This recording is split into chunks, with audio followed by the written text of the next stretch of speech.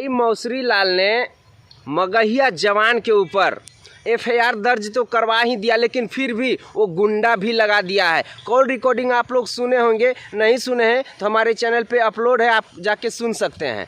भाई मगहिया जवान के ऊपर 2 लाख रुपया यानी कि 2 पेटी का गुंडे को सुपारी दिया गया है कि मगहिया जवान को मार देना है। और कॉल रिकॉर्डिंग पे ये बोल रहा है कि तुम्हारा इतना बोटी बोटी काटेंगे ना कि तुम्हारा लहास को भी चिन्हने पे मजबूर हो जाएगा, चिन्ह नहीं पाएगा। ऐसा कॉल रिकॉर्डिंग पे सुन सकते हैं जा कर के आप।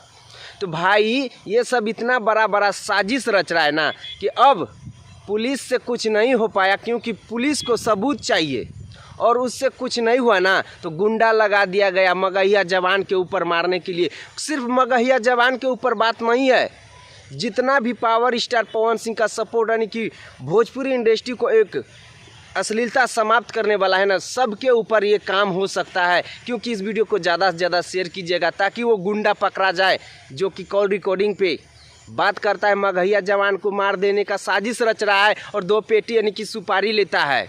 ऐसा हर किसी के इंसान के साथ हो सकता है। लेकिन इस वीडियो को ज़्यादा से ज़्यादा शेयर कीजिएगा। अगर आप तो अभी तक नहीं सुने ना कॉल रिकॉर्डिंग, मेरा ही चैनल पे अपलोड है, जा कर के सुन सकते हैं।